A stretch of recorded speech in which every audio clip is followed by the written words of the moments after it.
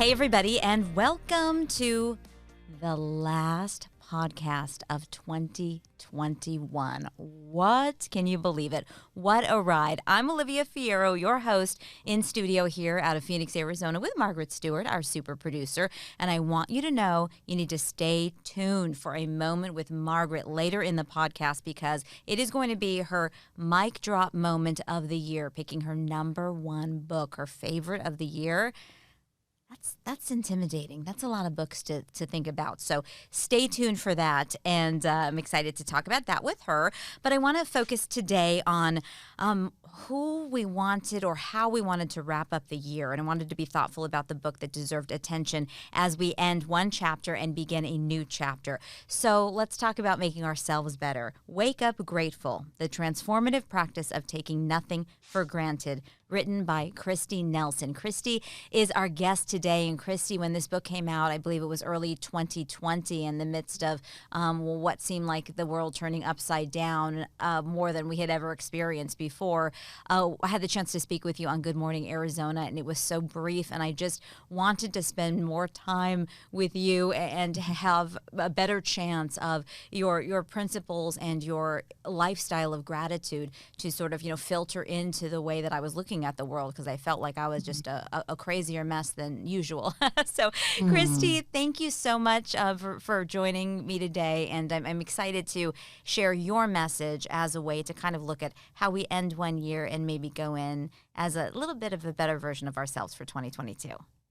What a beautiful intention. And I'm honored to help shepherd that for you, for other people, for myself. It's a continual process and just a delight to be here. So thank you so much. So, Kristi, your background, for those who will be listening and might not be familiar with you, is you're with a network for grateful living. You have decades of experience working in the nonprofit world. I believe you have a master's degree from Harvard, and you are also a cancer survivor. And so there are all of these pieces to a puzzle that have put you into a place where you have been able to embrace a lifestyle that changes you and changes the people around you and the energy around you for good.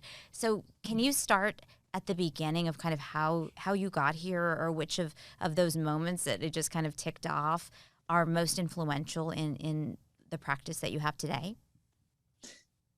Yes, sure. I mean, my whole life, obviously, all of our lives are a story. It starts way back with ancestors. And interesting that you ask it that way, Olivia, because my grandmother died at 32 of Hodgkin's lymphoma, and my mom actually had Hodgkin's lymphoma at 24, and then I was diagnosed with it at 32. So it's an interesting, right? So in some ways, my whole life led me to this time, but the cancer experience was the pivotal wake-up call for me in my life. And by the time I was diagnosed, it was a stage 4 cancer, which there is not a stage 5. So let's just put it that way. And I was 32 years old, and it was a very big experience. Took me right out of my life, my professional life, and put me in the hospital for a really long time, and then through a lot of treatment and everything. And that really taught me how precious and how unpredictable and how short life is, and how do we want to live it in the moments that we have. And so I was really woken up by that experience, as a lot of people are when they face death, or when they face the end of their lives, or when they lose someone they love. I think it wakes us up to what really matters. And so I didn't think I had very long to live, but I've now lived 28 years. So that's a long time to live with that learning front and center for me, that invitation, the challenge of what does it mean to really live our whole lives gratefully in all the moments that we have. You mentioned, when somebody gets terrible news, or when someone has a life ripped out from them, or loses a loved one, or things, go. I mean, sometimes life deals terrible blows. So how do you get from the place of shock or immediate grief or denial or, the why me, to a place where even if here you are healthy now and you've had all of this life, but for those, say, who have suffered a loss and seen it. How do you get past that sadness and really believe that the world can be good to you, good for you, and you can be good in it? Well, one of the things is I think you fold in the sadness. You actually hold the sadness close. I think one of the things we try to do is to say, oh, I can be grateful when I'm no longer grieving. I'll be grateful when I'm no longer struggling. I'll be grateful when everything is in a certain way in my life. And what I say is to live gratefully is to fold everything in. It's a beautiful way that I've come to express it, which is to greet the gratefulness of life, which is everything that happens. It includes loss, it includes hardship and challenge and struggle. Greeting the gratefulness of life with gratefulness of heart. And when we're cut off from that, we're cut off from ourselves so much. So it's like, how do we actually stay available to all of life, hold it close and befriend it so that our lives include those things. They're never not going to include those things. And so whenever we put them and try to put them out of the way, they have more power rather than, there's a beautiful quote by Mark Nepo. It says, our fears just want to be held. And I think that's a really appropriate quote. Our fears, our hurts, our struggles just want to be held. So if we bring them in close and go forward with them, I think it allows us to live gratefully, much more so to say, I recognize life is precious. I really see that life is precious. And I haven't been able to figure out how to get out from under the sadness. So what if I just bring my sadness with me? Mm-hmm. And together we go and approach life as precious. And I guess you're enveloping that to enhance your perspective on the value of the moments to treasure and how things can change. I'm appreciative in particular that you mentioned fear, because I think some of us, and especially in the way that the world has been over the last couple of years, but are feeling maybe more anxiety than ever before, are feeling genuinely fearful. And we kind of have a joke at my house about my family and our nature is kind of, we're fatalists. So it's like the fear of fatalists. And I can kind of go into any good environment and imagine the, myriad of things that can go cataclysmically wrong and, explosively wrong. And so it is a really, it's an aware way to look at the world, but it feels debilitating at times, or kind of can suck the joy out of things. And so, and I often think, well, and that's with really nothing bad happening. So that allowing yourself to know that you still are fearful, and then being able to also be grateful, is those two things can go together, right? They do. I think it goes with everything. And I think that the more that we can include in our experience of life and feel like this too is life, this too is life. Life isn't something out there that we've been sold a bill of goods and this is what it looks like. And, people are exhibiting it, and, I'll feel like I'm a grown-up when, or I'll feel like my life is good when. We're saying if you can start by including everything inside yourself. And I love what you call fatalistic. I called that awfulizing. Awfulizing. So it's like you kind of get in this thing and it's like Velcro and it just attaches to itself. And so, you start down one road. But one of the things that's very cool is the exact same neural pathways that work for that work for gratefulizing. Oh. The exact same way that you can start something and then it builds on itself and you kind of gather evidence and you can go down one set of train tracks or another. It's the same neural pathways. It's the same brain strength. So it's just literally, I call it spiritual musculature, that the practice of being grateful is actually building your spiritual musculature, and it's kind of building the ability to turn towards the train that you want to be on versus the one that's going to take you down that other track. So you've not only got the practice and the experience, but the big brain to back it up. So explain to us, more feeble-minded, how really, there really is science to the fact that this lifestyle practice can change you and change things. It transforms us. It actually can really transform people's lives. So this is something that we know and science is proving, spending a lot of money on big, huge research projects to establish that the more grateful you are, the happier you are. Like we, it's one of the things that Brother David, who founded our organization, says, It's not happiness that makes us grateful. It's gratefulness that makes us happy. So if we start with gratefulness, we're grateful for what we have, we're going to be much better. So science has said everything from immune strength, right? So we strengthen our heart. They see heart response, immune response, compassion response, generosity.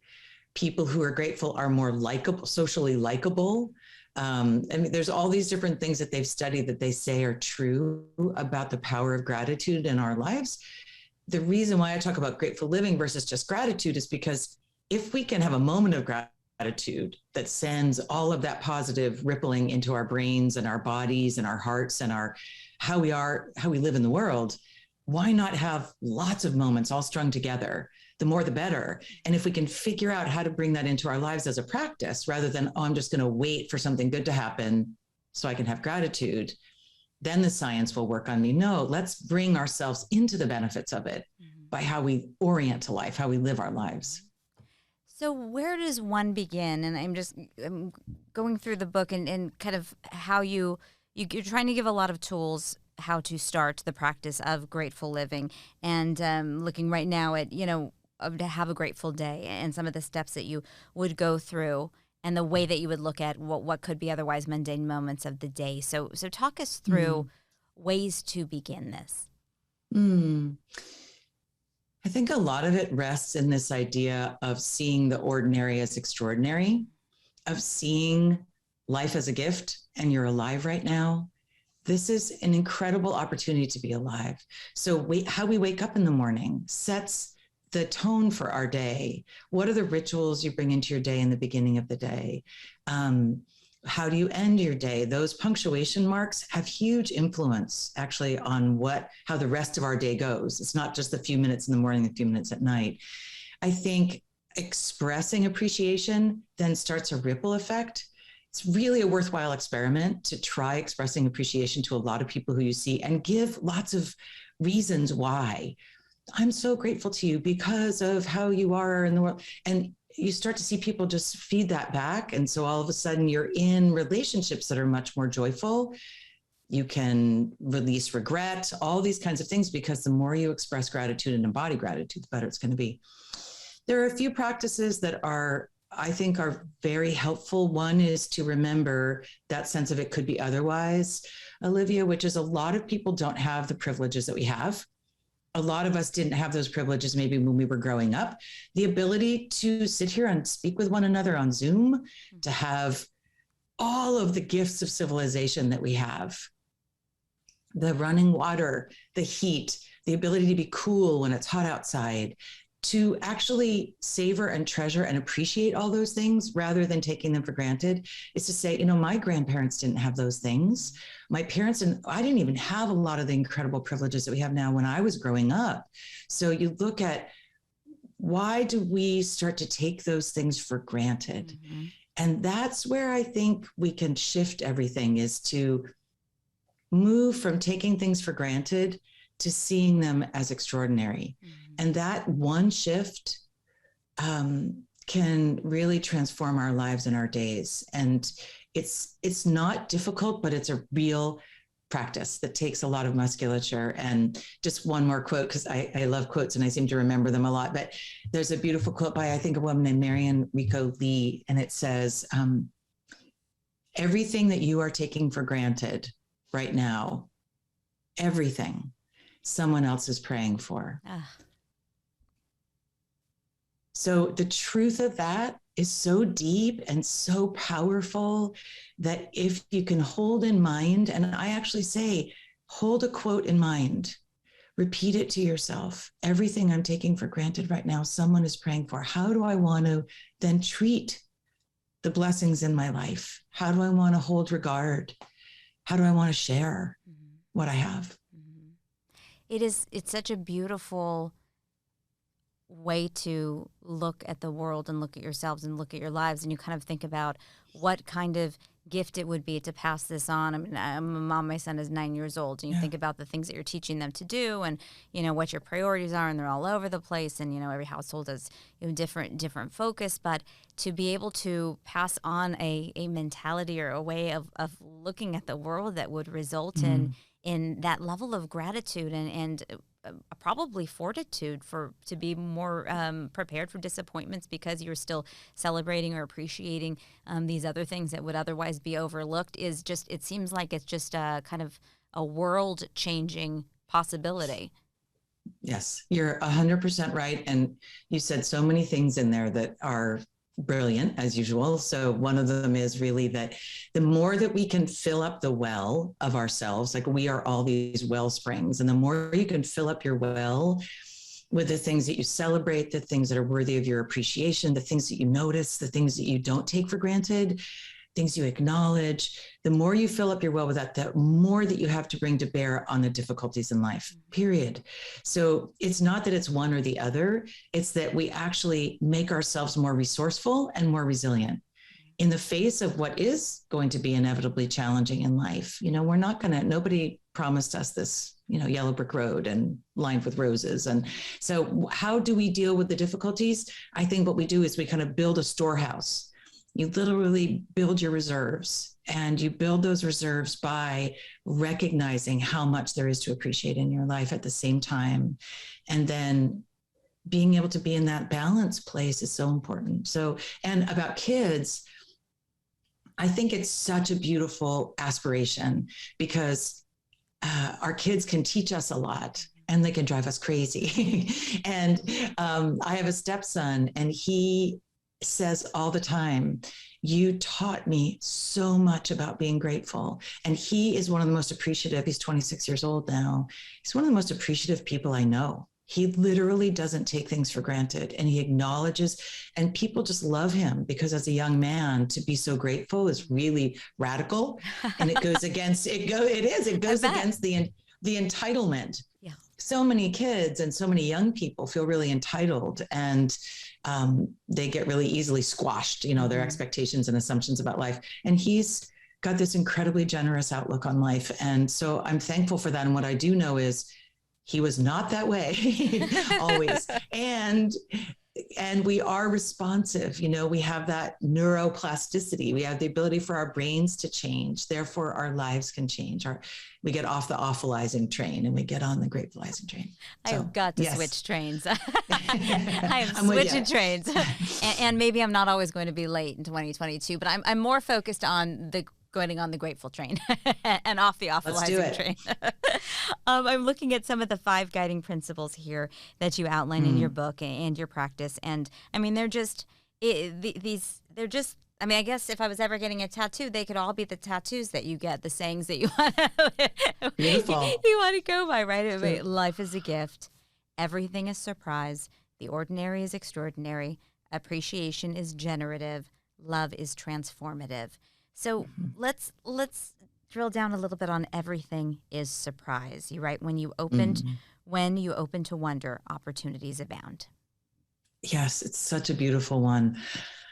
Each of these starts with a truth. Everything is surprise. And I think one of the things that creates so much suffering in our lives is when we think that we can be in control, and we get vigilant, and we load ourselves with expectations, and we want life to be predictable. Oh my gosh, and then it isn't. And so we're always struck down by that, rather than holding ourselves open, recognizing that all the best things in life, so many of the best things in life come as surprises, and the difficult things come too.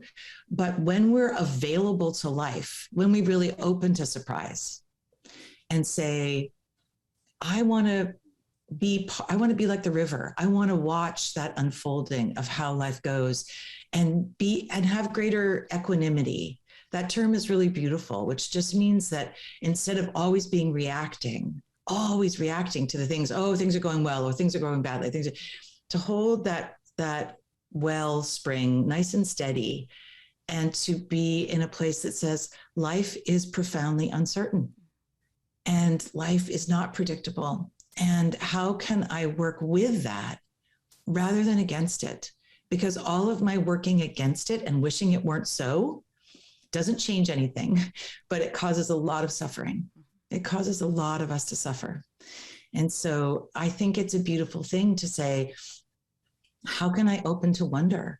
How can I be more curious in that definition of wonder, and also open to awe and amazement, and be kind of fully present? So when things are happening, that you're able to greet them with that great fullness of heart and respond accordingly, rather than that's not the way I wanted it to go. And that's, it's like all that disappointment that's so easily kicked up by expectations and assumptions and attachments to things and our plans. And I was supposed to be on time, but I wasn't on time, but and it's like all those things and the ways that we make ourselves wrong and other people wrong and life wrong.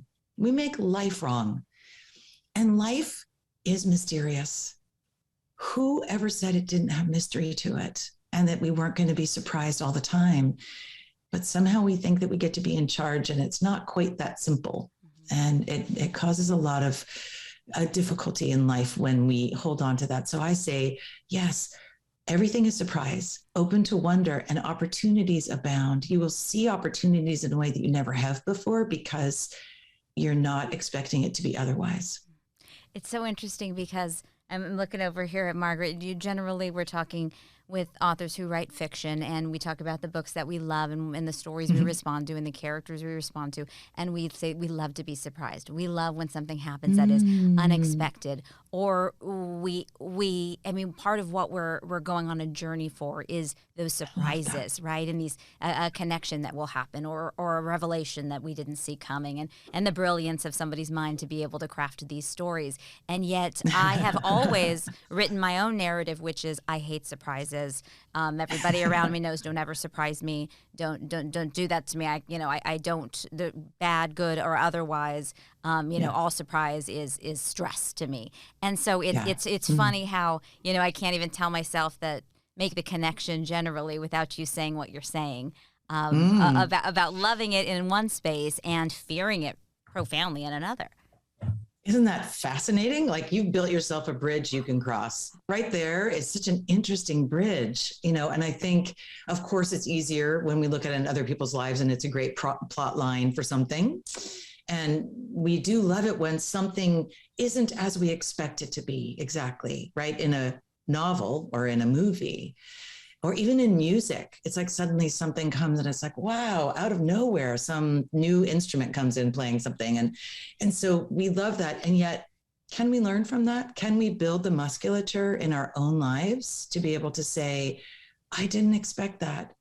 That's interesting. And then the question is always, what opportunity does this give me right now? What's the opportunity here? Because we can't be grateful for everything. We're not meant to be grateful for everything in life. Things are going to happen that we don't want to be grateful for. But within everything and every moment is an opportunity. So I think part of it is, what's my opportunity to learn from this right now? How can I create gratitude for a lesson that's sitting here beckoning me to figure something out? It's like life is constantly giving us the ability to learn, but not if we're resisting everything. We're in resistance, it's going to be super hard to learn and therefore to change ourselves. But there's a lot of joy sitting just on the other side of that. There's a lot of joy there. And it's a beautiful concept for you to be helping people find that joy, because it really is, we can be our own worst enemies, as you well know. And so, and you can't work directly with everybody who is ready to make this change. This book is a great vehicle to take yourself on a path that is going to maybe be a little more peaceful and fulfilling in the next year and years to come. But before we have to wrap up, I want to hear a little bit about how it works for you when you are working with others and helping to kind of repair some of the trauma and guide these new lifestyle practices. And what is it like for you to observe that change, that true change in someone else? Thank you. It's a great question. And it's always so moving when we see someone change. It's always so moving when we ourselves all of a sudden find ourselves responding differently than we have before, and different than we expect. So one of the things that I see is that perspective is everything. That when people are able to get different perspectives on things, all of a sudden the exact same life that they're living looks completely different. And what I will say is that there's this thing I talk about in the book, which is wake up calls. Wake up calls cause us to look at the exact same thing through different eyes. And that's what perspective is. And so the hard thing is a lot of wake up calls are difficult and painful. So how do we cultivate that perspective that a wake up call might give us? Right. But bring that into our daily lives without having to lose something in order to treasure it, without having to be so disappointed in order to really savor what we have. So I work with people a lot and we see through our work, we have a beautiful website, gratefulness.org. We help people every single day. And what we say is it's a moment to moment practice, Olivia. This is not something that's super simple and just, oh, I've got it down. Oh, look at now I'm grateful forever. Because I lose perspective all the time. I survived stage 4 cancer. And when I got to live, it was like the most blissful thing in the whole world. And then I would find myself forgetting and slipping into those things. And so it's like, come back. How do we remind ourselves? And so part of what I love doing is reminding people, be compassionate with yourself. When you're going to make a transformation in your own life, go slowly, go gently, keep a sense of humor, pat yourself on the back for every little thing. One moment more gratitude a day is a success. One moment doesn't have to be a whole, big long swath of, oh my gosh, I never was ungrateful. And so I think that idea of how do you build a muscle? You build it over time and you build it with practice. And this practice of living gratefully is a profound spiritual musculature that will serve people's lives forever and ever. And take it in little teeny bites and keep giving yourself the gift of the principles, the practices, these little reminders. Find the quotes that you love. That quote, everything you're taking for granted right now is something that someone is praying for. And that's everything from the breath to your eyesight, to the comfort in your life, to the things that you have, your children, everything. So can we savor them now? Treasure, treasure, treasure what we have. And then we're more likely to live a life without regrets. We're going to be present for what's true in our lives. It's a real quality of life enhancer. That just makes me want to cry. Thank you so much. It's beautiful what you're doing and what you're sharing. And, many people do this evaluation as we start a new year and what do we want to address and what do we want to shift, and little bite by little bite. What a great guide to take you into a better you and a more peaceful life. So wake up grateful. Kristi Nelson was with the Network for Grateful Living, and we appreciate it so much. It was wonderful to talk to you, and I love the possibility of somebody hearing your beautiful messages as the year ends and another begins, because it's been a rocky one for a lot of people. And yes, so, that hand and that hope that we've got what it takes to feel happier and more content and grateful fundamentally is there. So thank you so much for sharing this. For all of what you do and who you are, Olivia, thank you. And for lifting this up for people as a possibility, really a deep debt of gratitude. Thank you, and Happy New Year. Be well. You too.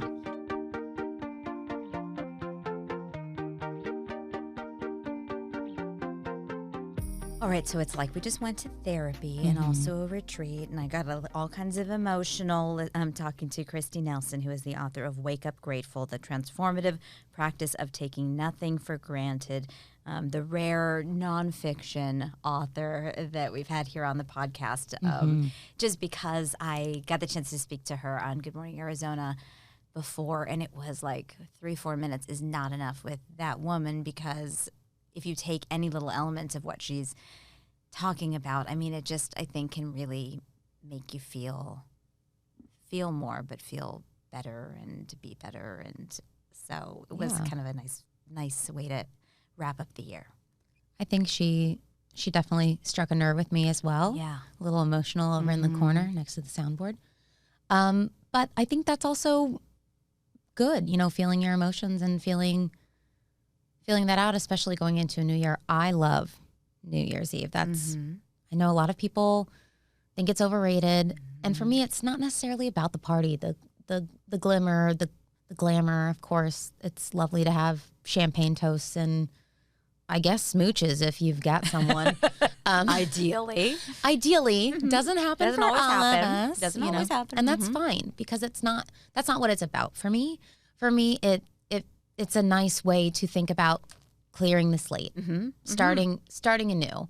And I think that's when we get reinvigorated, right? And we just kind of look at our lives and see where we can, pick things up or change or not change. Like I have a New Year's resolution every year. COVID kind of sidetracked it a little bit, but I try to go to 3 new states every year.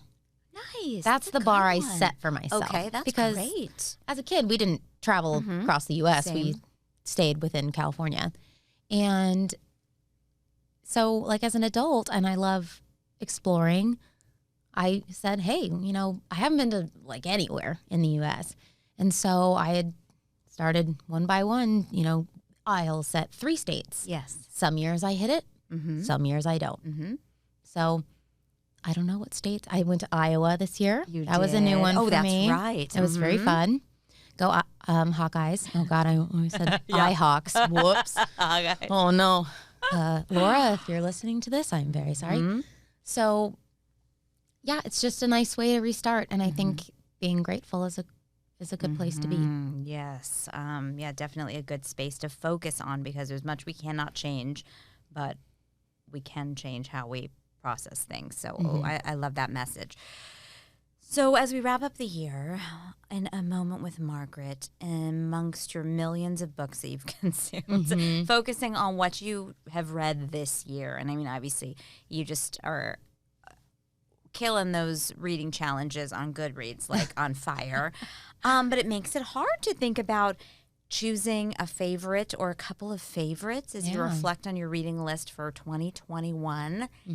So, drum roll. I have 3. Bring it. 2 that came out this year and 1 that didn't. Okay. And these aren't necessarily about plot. These are the ones that I think about the most. Yes, that's a great barometer. I'm so happy you said that. That I bring it up in conversation.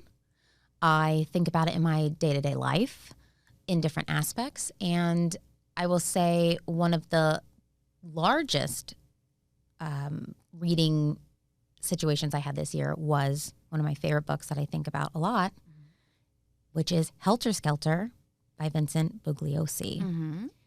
This is actually a book my mother read when it originally came out in the 70s. And it is about the Manson murders, as you can probably understand with the words Helter Skelter. And it was written by the prosecutor.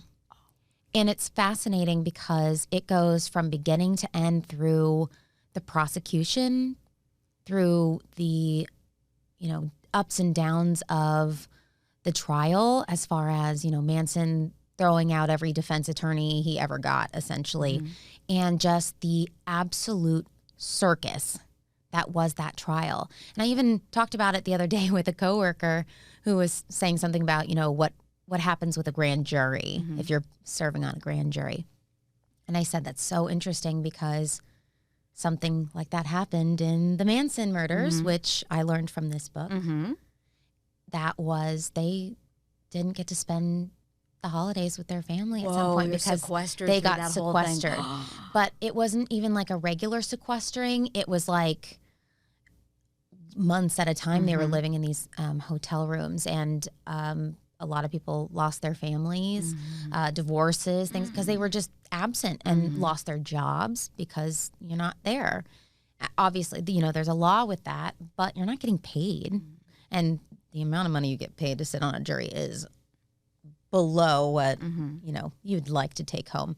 So that's when I think about, especially in news, just seeing the differences of the way that a courtroom works or how cross-examinations happen. It's very interesting. It's a cool idea to try to read a book from sort of another generation. I mean, not that that's that long ago, but it gives you a perspective. I mean, if you're a millennial reader, you certainly have heard about an incident like that, but to do a deep dig and get into it through a good book is eye-opening, and it also is a really neat conversation starter. And it's we've talked with like Riley Sager and others about how technology kind of ruins a plot.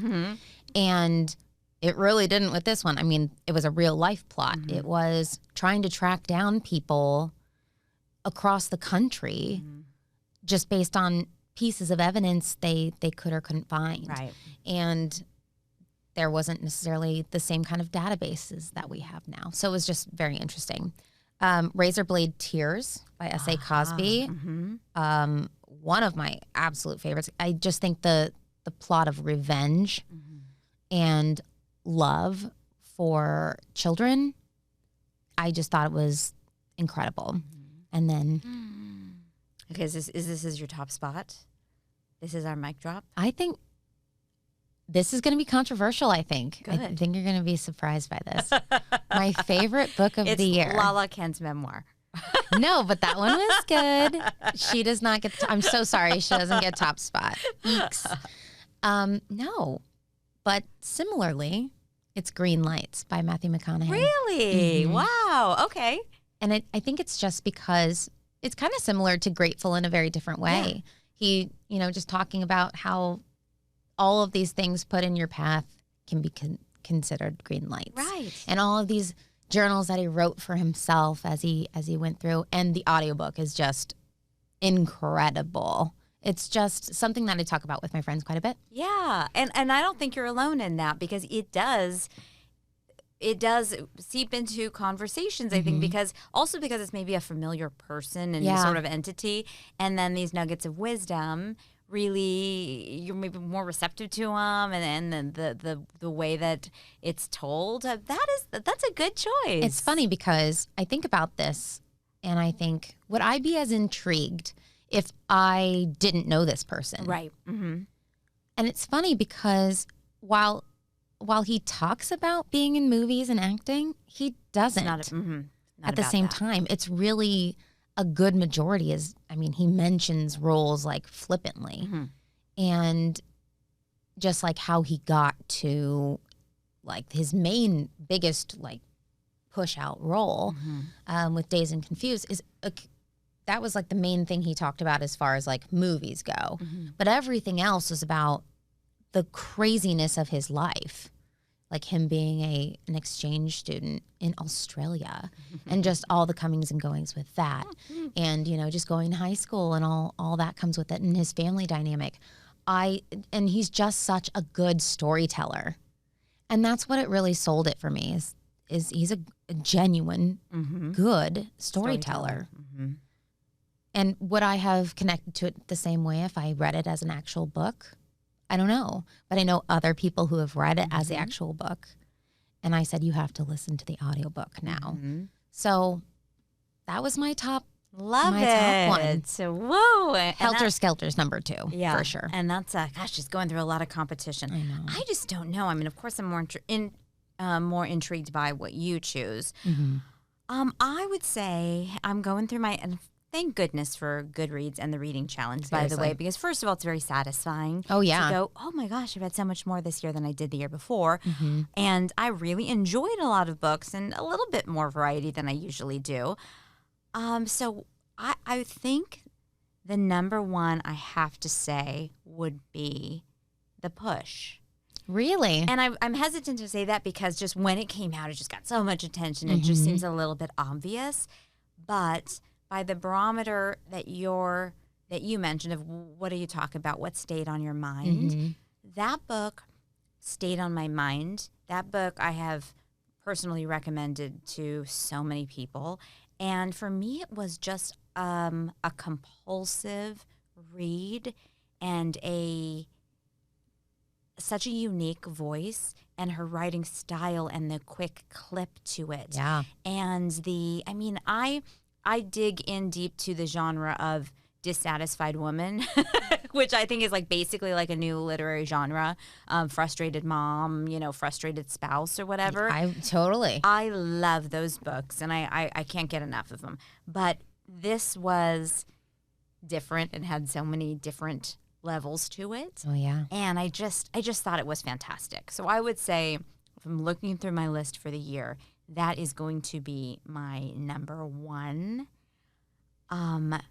In a second tie-ish type of spot, oh my gosh, I'm a little torn. I think I love historical fiction, and so I really, really enjoyed this year both.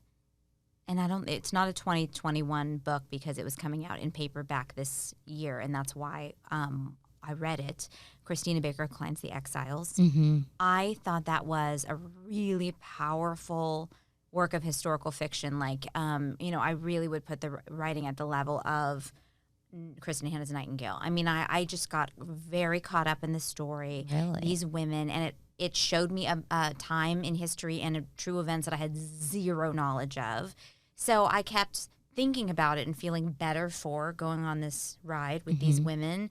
And I mean, I'll never think of Australia and of that whole time period the same again. I just had no idea that was that prison inmates coming from Europe over to Australia were among really some of the first people that were making up eventually the working class, and so it was just good, but it was also, I just thought, a powerful work of women's fiction. And I just could be all over the place if I was going to pick three. I mean, it could be all over the place. I love Sally Hepworth's The Good Sister. But I think I would have to go with, well, then I'm tied. Oh, okay, no. now I'm going to be all over the place. Because you know that I love Britt Bennett, and I loved The Mothers and The Vanishing Half, both out of this world for me. But now I'm remembering how much I loved Anxious People by Frederick Bachman, which was one of our book club picks. And I'm gonna give that the space because it got a ton of attention. It was everywhere, and I thought it was really unique to talk about it in a group, and that always makes a book more memorable for me because you're hearing these different perspectives. And there were a lot of people who just were like, meh, didn't care for it, thought these people were boring, talking, nada happened. And the way that he writes, to me, I was like so sensitive for these people, and I really love his voice, and I loved that book, and I feel like it's a book I would probably read again. I liked it a lot. Yeah. But I also thought of another book. Well, this one was actually like, it might knock one of these other three out. Okay. The top three. Okay. The Guncle. Oh, The Guncle is so sweet. That's a book I actually went out and bought. Yes. Now that's a different barometer. So Cold hard cash barometer. Yeah. Boom. The ones I also think about it a lot because of different, especially at brunch when it's just wave the orange over my glass. Yeah, I think if you're going to go with the cold hard cash, that gets the number one award for me. Yes. A book I actually sought out to buy. Well, it has been just a great pleasure to be able to talk about books with you, and both before we started this podcast and since, and here in this space. And so I hope that it's been helpful for anybody who's been listening to indulge in something that we love and hopefully you love, and you're finding maybe being introduced to new authors. It's been really just a cool opportunity to get to read some of what we've read and have access to the storytellers that are just captivating, and to hear what makes them tick and how they get there and take us away. I'm hopeful more people will start emailing us what books they're looking forward to in 2022. I know there are a lot of our favorite authors that have new books coming out, especially in the beginning of this year. That's this new right. Year. So Olivia's Book Club at azfamily.com. Please email us. Let us know what you're looking forward to.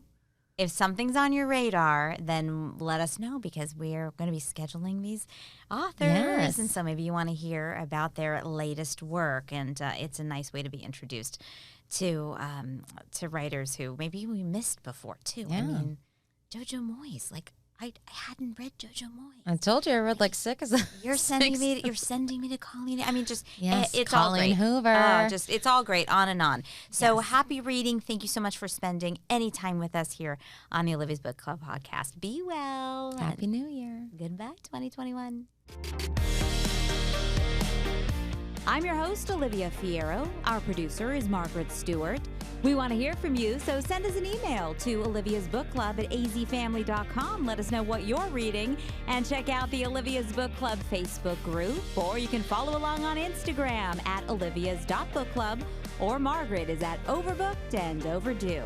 Make sure to rate and subscribe to this podcast, and please tell your friends.